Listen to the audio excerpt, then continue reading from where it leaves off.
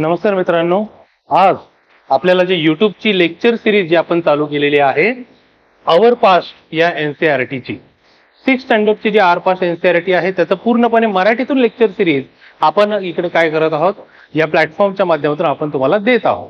UPSC साठी, MPSC साठी, दोन्हीसाठी आपल्याला या लेक्चर सिरीजचा उपयोग करून घेता येईल. आतापर्यंत आर पास्ट एनसीईआरटी मधले चॅप्टर नंबर 1, 2, 3 हे आपण पहिल्या लेक्चरमध्ये कव्हर केलं होतं.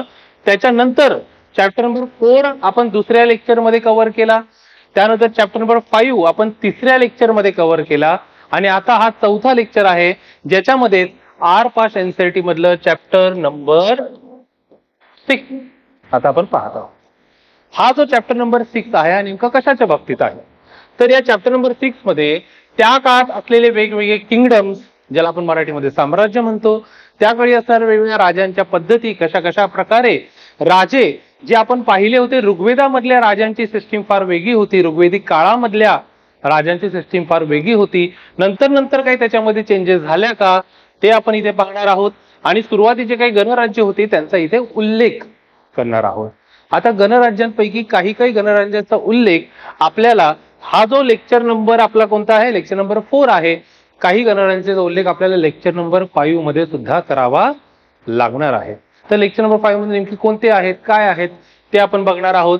या पूर्ण लेक्चर सिरीज मध्ये राजांची पद्धती कशी डेव्हलप होत गेली, जनपद एक नावाची सिस्टीम होती ती कशी डेव्हलप झाली, त्याचंच रूपांतरण पुढे महाजनपद. बघा इथे लक्ष द्या सगळ्यांनी, बघा हे महाजनपद आहे. त्याच्या अगोदरच्या स्लाइड मध्ये बघितलं तर जनपद आहे, त्याच्या अगोदरच्या स्लाइड मध्ये बघितलं तर राजे कसे निवडले गेले होते, राजांची नियुक्ती होती का किंवा काही वंश परंपरागत होते का ते आपण याच्यामध्ये पाहणार आहोत. पहिल्या साइड मध्ये राजे, दुसऱ्या साइड मध्ये जनपद, तिसऱ्या साइड मध्ये महाजनपदा, अशा प्रकारे आपल्याला पूर्णतः माहिती घ्यायची आहे. आणि शेवटी जाता जाता याच पिरियड मध्ये शेतीमध्ये काय डेव्हलपमेंट झाली का, तर ते काही आपण तिथे डेव्हलपमेंट झाली आहे. पर्टिक्युलरली लेटर वेदिक पिरियड मध्ये काय आहे नेमका LVP चा अर्थ, तर त्याचा फुल फॉर्म होतो लेटर वेदिक पिरियड.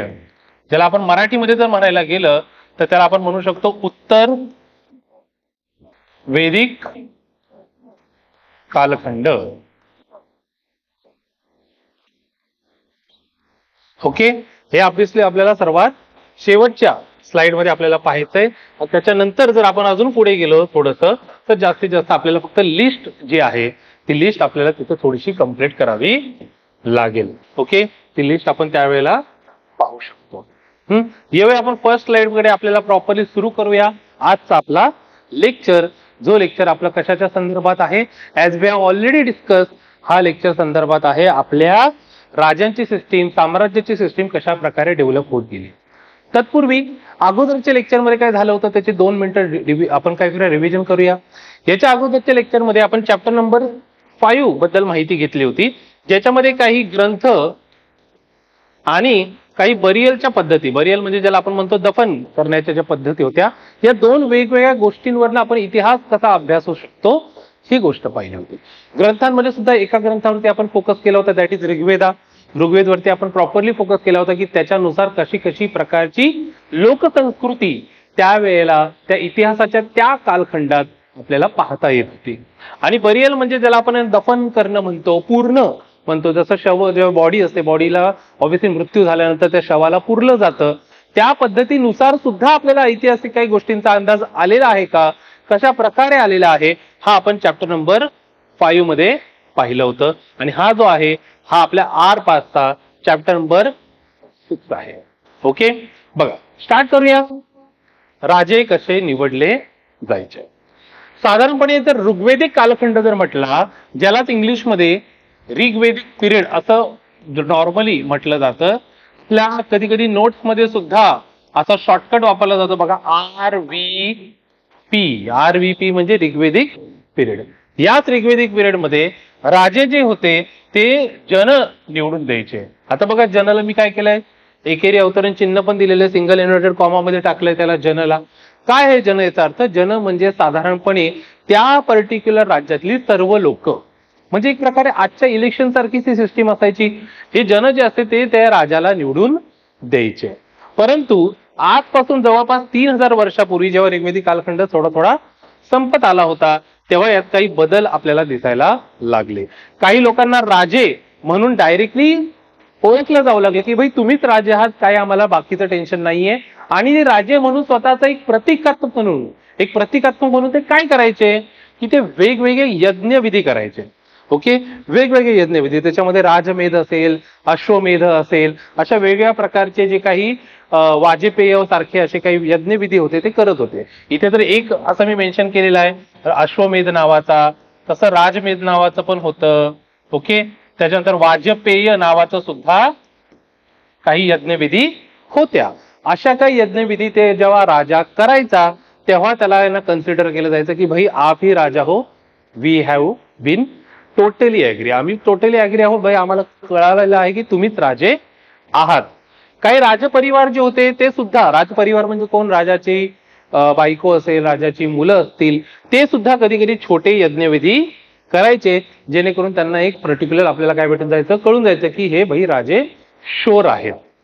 त्या विधी दरम्यान बघा वैश्य जे होते त्यांना भेटवस्तू आणून देत होते, कोणाला, राजांना, राजपरिवाराला भेटवस्तू आणून देत होते.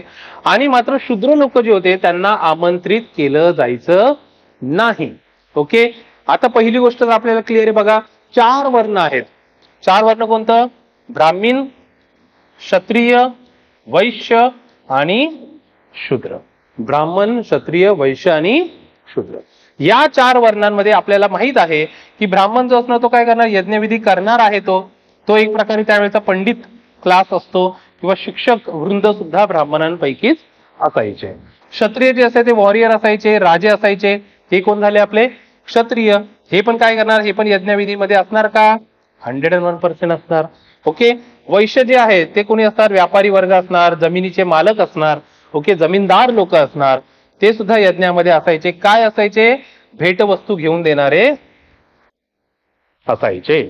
आणि शूद्र जे साधारणपणे एक सामान्य व्यक्ती असतील, थोडेसे आपण म्हणूया शेतमजूर असतील किंवा काही सेवक असतील, दास असतील, ते शूद्र लोकांना मात्र इथे कोणत्याही प्रकारची एंट्री नव्हती. हे तर यायचे, हे तर ऑब्व्हियसली ब्राह्मण लोक करायचे, क्षत्रिय लोक ते करून घ्यायचे आणि वैश्य लोक सुद्धा त्या यज्ञ विधीच्या दरम्यान तिथे हजर राहू शकायचे.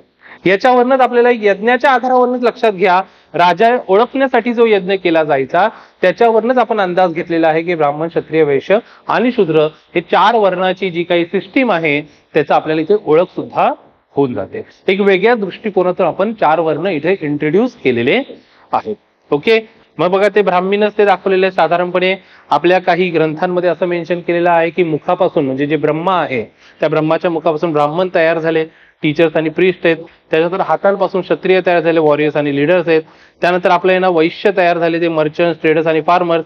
आणि जे पायाचं खालचा सर्वात तळ पाय आहे त्याच्यापासून यांना काही मॅन्युअल वर्क करणारे, काही यांना आपण म्हणूया काय म्हणू शकतो, जास्त असे जे ना कष्टाचे काम करणारे शूद्र तयार झाले, ते तळ पायापासून तयार झाले असं म्हणतात. ओके, तर हे अशा प्रकारे साम्राज्य, राजे, सुरुवातीचे गणराज्य, अशा प्रकारे आपल्याला त्या चॅप्टर मध्ये आपल्याला राजे निवडण्याच्या पद्धतीमध्ये कसा काही चेंज झाला. ऋग्वेदामध्ये राजे जनांकडे निवडले जायचे आणि ना ऋग्वेदानंतरच्या काही कालखंडामध्ये म्हणजे आजच्या कालखंडापासून 3000 वर्षापूर्वी त्याच्यामध्ये मायनर चेंजेस होऊन आपल्याला दिसलं की भाई आता राजे हे डायरेक्टली एक ओळखलेला राजाचा एक सेट असणार आहे, त्याची मुलंही पुढे जाऊन राजे बनणार आहेत आणि ते स्वतःसाठी काय करतायत ते समजून घेण्यासाठी, ते राजे आहेत म्हणून जाणून घेण्यासाठी यज्ञविधी करत आहेत. त्यापैकी काही यज्ञविधींची लिस्ट इथे आपण मेन्शन केलेली आहे. ओके, अश्वमेध आहे, राजमेध आहे, वाजपेय आहे, असे अनेक ते विधी करत होते. मग यामुळे काय झालं, लोक हळूहळू एकत्र यायला लागली. एक ना काय झाला, जनपद तयार झाला. ओके, जनपद म्हणजे काय, पहिल्यांदा जन म्हणजे समान संस्कृतीचे किंवा एका जमातीचे लोक. ओके, भाई आता आपण विचार केला की भाई तू एक प्रकारची संस्कृती फॉलो करतोय, हा एक संस्कृती प्रकारची फॉलो करतोय, मी पण त्याच प्रकारची संस्कृती फॉलो करतोय, तर आपण भाई ना 10, 15, 20, 40, 100, 80 लोक जेवढे असू आपण एकत्र एक आपण मिळून सगळं काय झालं, जन. ओके, मग त्याला त्या राज्याचा जन म्हणतात. आणि मग येणं ते जमातीचे लोक आहेत त्यांनी काय स्थापन केलेली एखादी वसाहत असेल, त्यांनी स्थापन केलेलं एखादं आपण काय म्हणूया एक मिनिट, त्यांनी स्थापन केलेलं काय म्हणूया, एक प्रकारे वसाहत असेल, कॉलनी असेल, सेटलमेंट असेल, तर त्याला आपण म्हणतो जनपद. ओके, किंवा जनवस्ती करून राहिलेल्या ठिकाणाही जनपद असं म्हणतात. मग दोघांचा अर्थ जवळपास काय होतोय, सेमच होतोय. आता वैदिक साहित्यामध्ये आपल्याला ग्राम, विश, जन या संज्ञा भेटतात, या डेफिनेशन भेटतात. ग्राम म्हणजे लिटरली आपल्याला माहिती आहे गाव आहे. ओके, गावांचा समूह झाला तर तो होतो विश. ओके, तो काय होतो, गावांचा समूह होतो, एक ट्रायबल युनिट येते. आणि विष अनेक जे आहे त्या विषांचा समूह म्हणजे आपलं काय झालं, जनपद. ओके, किंवा जन म्हणजे त्यातली लोक आणि त्या लोकांचा जो पूर्णपणे जो वसाहत आहे, लोक राहतात, ते पूर्णपणे जी काही भाग आहे त्याला आपण पूर्णतः त्या भागाला जनपद असं म्हणतो.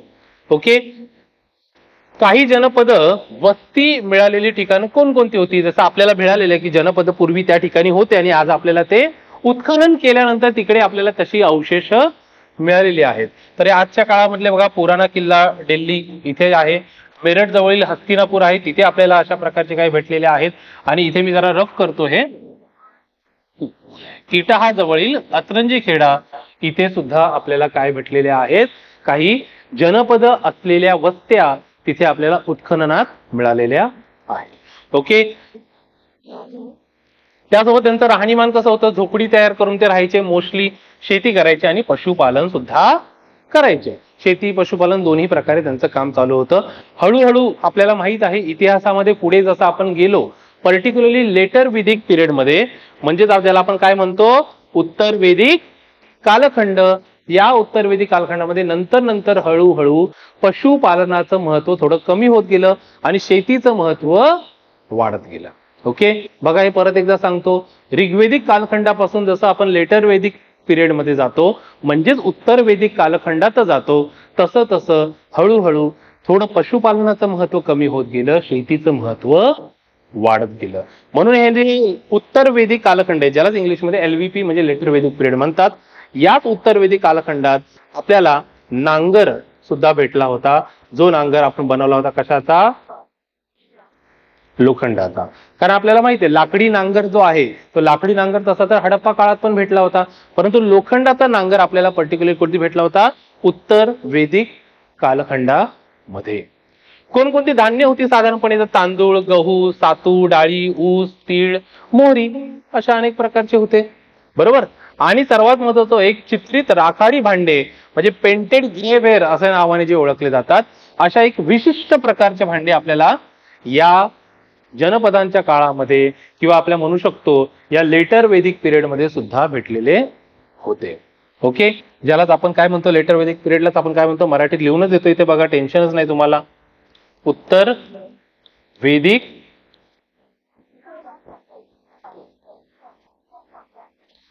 कालखंड. ओके, याच उत्तर वेदिक कालखंडामध्ये लोखंडी नांगरही भेटलेला आणि काही चित्रित राखाडे भांडे भेटले होते. बघा, या चित्रित राखाडे भांड्यांचा साधारणपणे एक एरिया आपण इथे मेन्शन केले गेला आहे.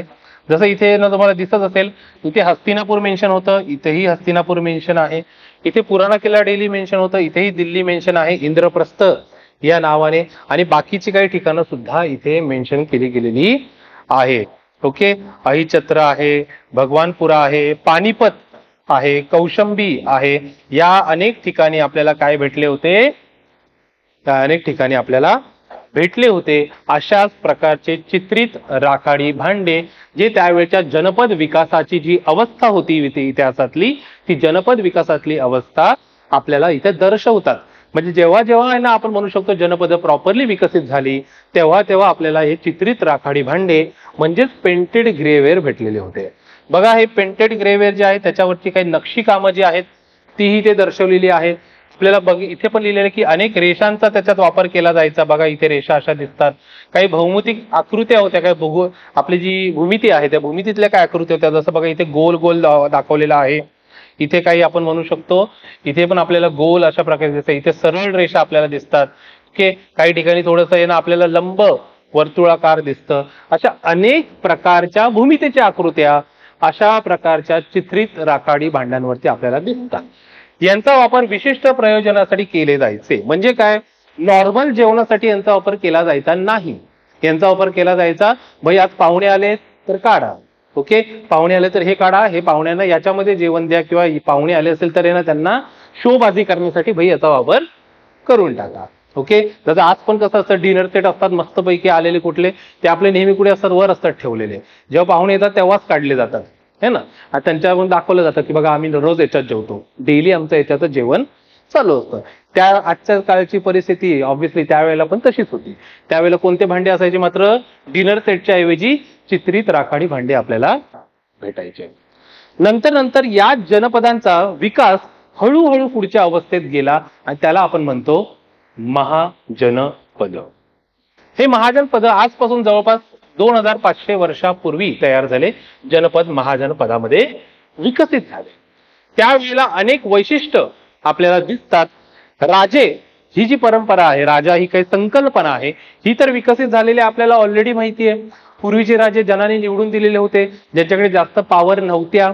ऋग्वेदाच्या काळामधले राजे जनाने निवडून दिलेले होते, ज्यांच्याकडे एकदम जास्त पॉवर नव्हत्या त्या राजांकडे, त्यांना राजन असं सुद्धा म्हटलं जायचं. नंतरच्या काळामध्ये जेव्हा आपण बघितलं, जेव्हा जनपदामध्ये रूपांतरित झाले, तेव्हा राजांकडे काही काही पॉवर आल्या. त्या पॉवर दर्शवण्यासाठी त्यांनी यज्ञविधी करायला सुरुवात केली, जे आपण पहिल्या स्लाइडमध्ये पाहिलं. अश्वमेध यज्ञ, त्याच्यानंतर राजमेध यज्ञ, त्यानंतर राजसूय यज्ञ सुद्धा आहे, त्याच्यानंतर आपले वाजपेयी यज्ञ सुद्धा आहे. अशा अनेक प्रकारचे यज्ञ ते करायचे. आता यज्ञविधीतून ते स्वतःची जी काही डॉमिनन्स आहे, स्वतःचं जे काही महत्व आहे ते अधोरेखित करण्याचा प्रयत्न करायचे. हळूहळू त्यांचे अजून जास्त डॉमिनन्स वाढत गेला, राजाचं महत्व अजून जास्त वाढत गेलं आणि त्याचाच विकसित झाला पुढे महाजनपद. मग काय झालं, महाजनपद म्हणजे एक पर्टिक्युलर काय असणार, टेरिटोरी असणार, एक प्रदेश असणार, तो प्रदेश भाई पूर्ण माझा. ओके, त्या प्रदेशामध्ये त्यांची राजाची काय असणार, राजधानी असणार. त्या प्रदेशाच्या काही महत्वाच्या ज्या काही वास्तू असतील, जसं राजाचा महल असेल किंवा काही इतर काही महत्वाच्या वास्तू असतील, त्यांना तटबंदी असायच्या. काही काही शहरांना सुद्धा तटबंदी होत्या. तर त्या तटबंदी लाकडाच्या असायच्या, विटांच्या असायच्या, दगडांच्या असायच्या, कोणत्या याच्यामध्ये ते तटबंदी असू शकते. युद्ध सुरू झाले प्रॉपरली, युद्धासाठी सेना आपली तयार झाली, प्रॉपर सेना आपली तयार झालेली आहे. पण ऑलरेडी ऑब्झर्व केलेलं होतं की ऋग्वेदाच्या काळामध्ये लोकांची सेना नव्हती, त्याच्या अगोदरच्या हडप्पाच्या काळामध्ये पण लोकांची सेना नव्हती. हडप्पाच्या काळात तर शस्त्रांना सुद्धा महत्व नव्हतं तेवढं. ओके, म्हणजे सेना जी तयार झाली ही फार महत्वाची आहे. नियमित वेतन आता द्यायला सुरुवात केलेली आहे, आणि असं वेतन देण्यासाठी पंचमार्क कॉइन, ज्याला मराठीमध्ये आणि एव्हाना हिंदीमध्येही आहत असं म्हणतात, अशा वेगळ्या प्रकारचे कॉइन्स डेव्हलप झाले. काय म्हटलं जातं त्यांना, आहत. ओके, आहत असा शब्द तो आहे. याच्यामध्ये पण आपल्याला काही कॉइन्स दिसतोय बघा, या कॉइन्स वरून पण आपण अंदाज लावू शकतो की अशा प्रकारचे कॉइन्स होते. हे जे कॉइन आहे ते त्या काळचं जे महाजनपद डेव्हलप झालेलं अवंती नावाचं, त्यातला हा एक कॉइन आहे. पंच मार्क कॉइन, पंच केलेला कॉइन आहे, ज्याला आपण आहत म्हणतो. हा पण आहे ना आहतच आहे. हा जो आहे हा मगध मधला आहत आहे. कुठलं आहे, मगध साम्राज्य जे आहे त्या मगध साम्राज्यातला हा कॉइन आहे. हा अवंती साम्राज्यातला कॉइन आहे. ओके, तर असे काही साम्राज्य म्हणूया ज्यांना ऍक्च्युअली साम्राज्य हा शब्द न वापरता पण महाजनपद असा शब्द वापरायला आता सुरुवातच केली पाहिजे.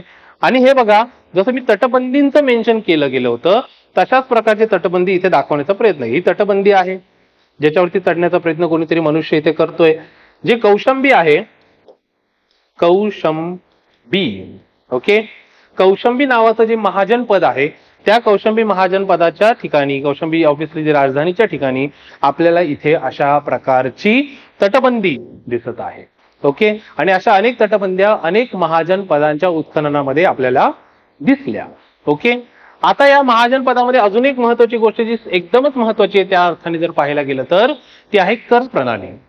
कर प्रणालीमध्ये धान्यांवरती कर होता 1/6 म्हणजे भाई आता 60 किलो धान्य जर मी तयार केलेलं आहे, मी एक शेतकरी आहे, 60 किलो जर मी धान्य तयार केले तर त्यापैकी 1/6 म्हणजे 1/6 मला कोणाला द्यावं लागणार, राजाला द्यावं लागणार. 60 किलो पैकी 1/6 म्हणजे किती झाले, 10 किलो. तर 60 किलो पैकी 10 किलो, 120 किलो पैकी 20 किलो, असं ते ऑब्व्हियसली आपल्याला कॅल्क्युलेशन करावं लागेल. त्याला भाग असं म्हटलं जायचं. आणि हा फार महत्वाचा कर होता, कारण महाजन पदामध्ये सर्वात जास्त पॉप्युलेशन, सर्वात जास्त लोकसंख्या ही शेतकऱ्यांचीच होती. मगाशी मी तुझा तुम्हाला सांगितलेलं आहे बघा की ना जसं जसं आपण ना पुढच्या पिरियड्स मध्ये जातोय तसं तसं शेतीचं महत्व वाढत जात आहे आणि इतर ज्या गोष्टी आहेत त्यांचं महत्व थोडंसं कमी होत गेलंय. त्यात पशुपालनाचं महत्व सुद्धा थोडंफार कमी होत गेलेलं आहे. ओके, त्यासोबतच बघूया सेकंड कर हस्तकलांच्या वस्तूंवरती सुद्धा कर होता. जे क्राफ्ट होते त्या क्राफ्ट वरती सुद्धा कर होता. कशाच्या संदर्भात? श्रमच्या स्वरूपात. म्हणजे काय की समजा मी एखादा काय आहे कलाकुसर करणारा व्यक्ती आहे, मी समजा ना भांडे बनवतो, नक्षीवाले भांडे बनवतो समजा मगाशी आपण बघितलेले त्या प्रकारे, तर मी काय करणार, मी आठवड्यातला एक दिवस राजाच्या दरबारात काम करणार. मग राजासाठी जे काय पाहिजे असेल त्या दरबारामध्ये मी जी कला करतोय पर्टिक्युलरली त्या कलेचा, त्या क्राफ्टचा, त्या हस्तकलेचा आपण म्हणूया क्राफ्ट खास करून त्या हस्तकलेचा वापर श्रमाच्या स्वरूपात एक महिन्यातला एक दिवस, महिन्यातले 10 दिवस, महिन्यातला 4 दिवस जे काही ठरलं असेल भाऊ ते माझं श्रम त्या पर्टिक्युलर दिवसामध्ये त्या राजासाठी केलेलं असणार. म्हणजे हे जो कर होता हे पैशाच्या स्वरूपात नव्हता. हा जो कर होता हा आहे ना जसं शेतीचं उत्पादन होतं त्या स्वरूपातही नाहीये, हा श्रमाच्या स्वरूपात असणारा कर आहे. कशाच्या स्वरूपात आहे? श्रम. पशुपालक जे होते त्यांचा कर हा पशु अथवा पशु उत्पादन या दोन पैकी एका याच्या स्वरूपात, म्हणजे एकतर पशु डायरेक्टली द्यायचे किंवा पशूंपासून भेटलेलं उत्पादन राजांना द्यायचं. ओके, काही शिकारी करणारी लोक होती किंवा वन उत्पादन गोळा करणारी काही लोक होती, तर त्यांना जे काही गोळा झालेला आहे आज त्यांना जे उत्पादित झालेलं आहे, म्हणजे शिकारी समजा वनात गेले, जंगलात गेले, तिथे त्यांनी काही शिकार केली तर त्यापैकी काही शिकार राजाला द्यायची.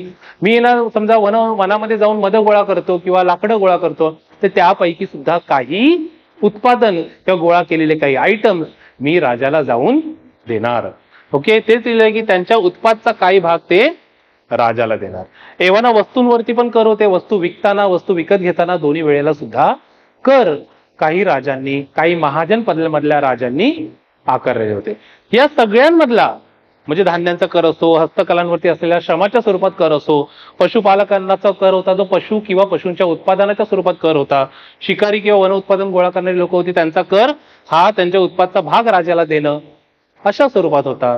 आणि वस्तूंवरती जर कर असेल तर वस्तूंवरती कर कसा असणार? वस्तू विकत घेताना किंवा वस्तू विकताना. हे जे सगळे कर प्रणाली होती या सगळ्या कर प्रणालीमध्ये सगळ्यात महत्वाचा होता हा धान्यांवरचा कर. धान्यांवरती जो कर होता तो सगळ्यात महत्वाचा होता, कारण या वेळेला महाजन पदामध्ये शेती हा फार महत्वाचा विषय झाला होता. As we have already written on the next slide, ते काय आहे? शेती. शेतीमध्ये जसं मी मगाशी सांगितलं की हा जो लेटर वेदिक पिरियड जो आहे, ओके, म्हणजेच आपला उत्तर वेदिक कालखंड आहे, या उत्तर वेदिक कालखंडामध्ये लोखंडी नांगराचा वापर सुरू झाला. खास करून तांदळाची जी शेती होती ती वाढीला लागली. त्याच्यामध्ये ट्रान्सप्लांटिंग नावाची आपली जी मेथड आहे ज्याच्यामध्ये आपण काय करतो, धान्य असं पसरवतो, त्याच्यामध्ये ना काही पिकं येतात आणि ती पिकं काढून शेतामध्ये टाकतो. अशा प्रकारचे ट्रान्सप्लांटिंग सारख्या काही मेथड्स आहेत जे आपल्याला बायोलॉजीमध्ये वगैरे येऊन जातात, इव्हन ऍग्रिकल्चर या विषयात सुद्धा येऊन जातात. त्या मेथड सुद्धा ते वापरायला सुरुवात करत होते जेणेकरून उत्पादन जास्त होत होतं. उत्पादनाची संख्या वाढली, जास्त उत्पादन तयार झालं. ओके, पण ही शारीरिक कष्टाची कामं करणारे दासी, कामगार, ज्यांना कम्मकर असं सुद्धा म्हणायला जायचं, यांची संख्या मात्र त्यावेळेला वाढली होती. म्हणजे जे लँड ओनर होते, जे जमिनीचे मालक होते, ते स्वतः शेती न करता ते दासांकडनं, दासींकडनं किंवा कामगारांकडनं शेती करून घेत होते. ते स्वतः कष्टकरी बनत नव्हते, दुसऱ्यांकडनं कष्ट करून घेत होते. म्हणजे एक प्रकारे ही जी सिस्टीम आहे ती सिस्टीम स्लेव्ह सिस्टीम सारखी दिसत आहे. गुलाम बनवले जात होते की काय, अशा प्रकारे ही सिस्टीम तयार होताना आपल्याला दिसते. जी ऑब्व्हियसली थर्ड जी पॉइंट आहे ती त्या मनाने चांगली गोष्ट नाहीये. ऑब्व्हियसली पहिले जे 2 पॉइंट होते, लोखंडी नांगराचा वापर, तांदळाची शेती वाढीत चाललेली आहे, ते दोन्ही पॉइंट चांगले आहेत. तिसरा पॉइंट आपल्याला थोडंसं सामाजिक जी विषमता आहे त्या पर्टिक्युलर समाजातली ती आपल्याला दर्शवते. त्यानंतर आपण 2 साम्राज्यांची नावं आपण थोडीशी घेणार. 2 साम्राज्य हा शब्द आपण बाजूलाच ठेवून देऊया. 2 महाजन पदांबद्दल थोडीशी माहिती घेऊया. वरच्या वर काय आहे बघा त्या महाजन पदामध्ये. मगध महाजन पदामध्ये नदी आहे गंगा आणि सोनं. त्याच्या या नदींचाच वापर ते वाहतुकीसाठी, पाणी पुरवठ्यासाठी, आता वाहतुकीसाठी 1, पाणी पुरवठ्यासाठी 2. ओके, ठीक आहे, इथे स्पेलिंग जरा हे झालेले आहे, चालू शकतंय. तर वाहतुकीसाठी, पाणी पुरवठ्यासाठी, सुपीक जमीन बनवण्यासाठी या गंगा आणि सोन नदीचा वापर केला जात होता. आजही ऑब्व्हियसली या दोन्हीच्या नद्या आपल्याला आपल्या भारतीय भूगोलाच्या अभ्यासात सुद्धा महत्वपूर्ण नद्या म्हणून दिसतात. ओके, हत्तीचा जो वापर होता, हत्ती एलिफंट, त्याचा वापर सेनेमध्ये केला जायचा. म्हणजे किल्ले असतील ते किल्ले तोडण्यासाठी, पायदळी तोडवण्यासाठी, अनेक जे काही इतर राज्याचे जे काही सेना असतील त्यांना प्रॉपरली धुडकून लावण्यासाठी हत्तीचा वापर सेनेमध्ये केला जायचा. जे लाकूड जे होते ते लाकडाचा वापर करून घरं बनवली जायची, गाड्या बनवल्या जायच्या, रथ बनवली जायची. गाड्या म्हणजे बैलगाडी वगैरे अशा ज्या असतात तशा प्रकारे लाकडाचा वापर करून ते घरं, गाडी किंवा रथ बनवायचे. काही काही फेमस राजे कोणते होते मगध या साम्राज्यामधल्या, मगध या महाजन पदामधल्या? तर ते होते बिंबिसार, अजातशत्रू, महापद्मनंद, असे काही महत्वाचे आपले साम्राज्य जे होतं मगधाचं जे महाजन पद होतं ते चालवणारे हे राजे होते. आणि राजधानीच्या बाबतीत जर बघायला गेलं तर राजगृह ही राजधानी होती जी आज राजगीर या नावाने ओळखली जाते. नंतर त्यांनी राजधानी शिफ्ट केली पाटलीपुत्रला, जे शहर आज पटना किंवा पाटणा या नावाने ओळखलं जातं. लक्षात घ्या, म्हणजे एक प्रकारे 2 राजधानी असं नाहीये. राजधानी नंतर त्यांनी शिफ्ट केली होती. आधी होती राजगृह व नंतर त्यांची राजधानी होती पाटलीपुत्र. आता हे जे मगध महाजन पद आहे, या मगध नावाच्या महाजन पदामध्ये आणि पुढे जे मेन्शन केलेलं वज्जी नावाचं महाजन पद आहे त्याच्यामध्ये फरक आहे. मगध हे महाजन पद पूर्णपणे राजांद्वारे चालवलं जायचं. आपण जे जनपदामध्ये आणि महाजन पदामध्ये जशी राजाची सिस्टीम डेव्हलप होताना पाहिली आजच्याच लेक्चर सिरीज मध्ये, त्याच्यामध्ये काय पाहिलं की राजे आता काय करतायत, राजे आता अनेक यज्ञविधी करून स्वतःचं जे काही स्टेटस आहे राजा म्हणून ते फिक्स करण्याचा प्रयत्न करतायत. ओके, ते काय करतायत, भाई मी राजा, माझा राजपरिवार, त्याच्यामध्येच कोणीतरी पुढे राजा होणार आणि ही राजपरंपरा माझ्या पर्टिक्युलर कुटुंबातच चालू राहणार. ओके, बाहेर कुठे जाणार नाही. तर हीच राजपरंपरा जशी आपल्याला मगध याच्यामध्ये दिसते, ओके, आपण त्याला म्हणू शकतो इथे काय आहेत, राजे प्रॉपरली आपल्याला दिसत आहेत. तसंच वज्जीमध्ये आपल्याला राजे असं न होता आपल्याला तिथे काय दिसतंय, एक लोकशाही परंपरा किंवा लोकशाहीच आपण म्हणूया, लोकशाही परंपरा आपल्याला तिथे दिसत आहे. ओके, इथे मोनार्की आहे, राजेशाही आहे, इथे लोकशाही आहे. काय बघा वज्जीमध्ये छोटे छोटे आपण काय असणारे, गण असणारे आणि त्यांचा मिळून काय असणारे, प्रॉपर संघ असणारे. मग प्रत्येक गणामध्ये त्या गणातल्या लोकांनी निवडून दिलेला एक त्यांचा गणप्रमुख असणार आहे. आणि तो जो गणप्रमुख असणार आहे ते गणप्रमुख अनेक गणप्रमुख एकत्र येतील आणि मिळून अख्ख्या वज्जीबद्दल, वज्जीचं पुढे जाऊन येणं, सामाजिक परिस्थिती कशी काय हाताळली गेली पाहिजे, राजकीय परिस्थिती कशी काय हाताळली गेली पाहिजे, आर्थिक परिस्थिती कशी काय हाताळली गेली पाहिजे, याच्यावर प्रॉपर डिस्कशन करतील. ओके, आणि ते सगळे मिळून एक प्रकारे निर्णय घेतील. असं समजून चला प्रत्येक गणाचा एक खासदार असणार आणि तो खासदार वज्जीच्या संसदेत जाऊन बसणार आहे. सेम टू सेम आजच्या सारखंच ते आहे. काय प्रत्येक गणाचा काय असणार, एक खासदारासारखं असणार आहे ज्याला ऑब्व्हियसली लोकांनी निवडूनच दिलेला असणार. आणि तो पुढे जाऊन काय करणार, तो पुढे जाऊन या वज्जीच्या जो रिपब्लिकन जे वज्जी आहे त्याला रिपब्लिक असं म्हटलं जायचं, गणराज्य असं म्हटलं जायचं, त्या संसदेत जाऊन तो त्याचं काम करतात. ओके, यामध्ये राजधानी त्यांची कोणती होती, तर त्यांची जी प्रमुख राजधानी होती जिथे ऑब्व्हियसली त्यांचा संसद असेल ते होतं वैशाली. ओके, संसद हा शब्द मी फक्त एक्सप्लेनेशन साठी वापरतोय. हा शब्द आपल्याला आन्सर रायटिंग मध्ये वगैरे किंवा कुठेही इतर ठिकाणी लिहायचा नाहीये. नोट्स मध्ये तुम्ही लिहित असाल तर लक्षात ठेवा तो फक्त काय आहे, एक्सप्लेनेशन साठी आहे. वैशाली जे आहे आजच्या बिहार या राज्यामधलं, तिथे आपल्याला यांचं राजधानी भेटते. या वज्जीमध्ये अनेक सभा, परिषदा, चर्चा अशा वेगवेगळ्या माध्यमातून त्यांचा राजकारभार जो होता, त्यांची जी गव्हर्नमेंट होती ती पूर्ण त्याच माध्यमातून चालायची. अनेक सभा घेतल्या जायच्या, अनेक परिषदा घेतल्या जायच्या, अनेक चर्चा सत्र आयोजित केले जायचे, वादविवाद सुद्धा व्हायचे जे महत्वाचे असतात, पूर्णपणे लोकशाही प्रकारे काम करण्यासाठी वज्जीला मदत करायचे. परंतु त्याच्यामध्ये म्हटलं तर स्त्रिया, दास आणि कामगार यांना मात्र सभेत स्थान नव्हतं. ओके, मग ही एक थोडीशी आपण म्हणू शकतो की सुरुवातीच्या काळामध्ये की ओके ओके चालले, लोकशाही आहे, परंतु अजूनही स्त्रियांना, दासांना आणि कामगार जे वर्ग आहे त्यांना तिथे प्रवेश नाहीये.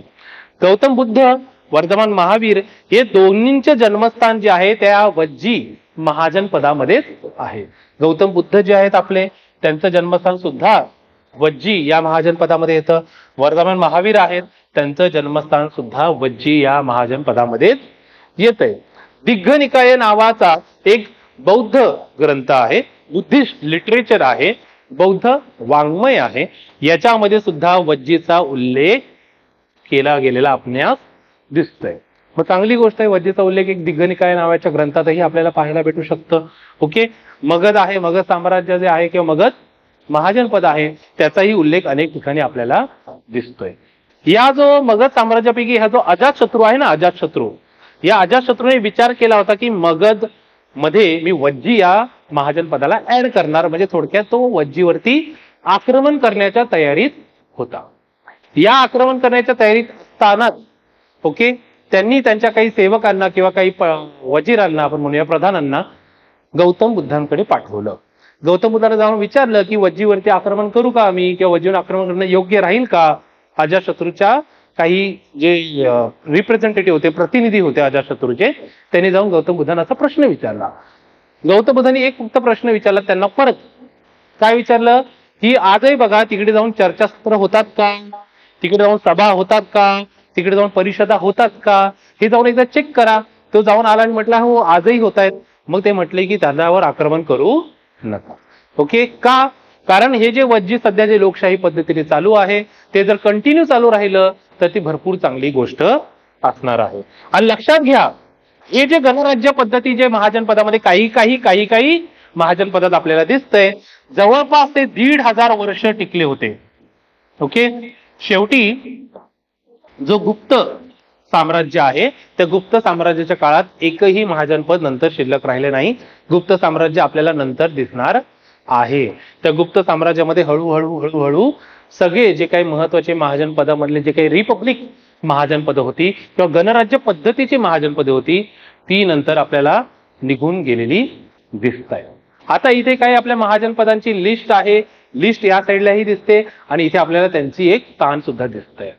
कंबोज आहे इथे, गांधार आहे इथे, कुरु जे आहे इथे, शूरसेन आहे इथे, मत्स्य इथे आहे, अवंती इथे आहे, चेदी, वत्स, काशी, मगध, अंग, व्रज्जी किंवा वज्जी, मल्ल, कोसल, पांचाल आणि अश्मक.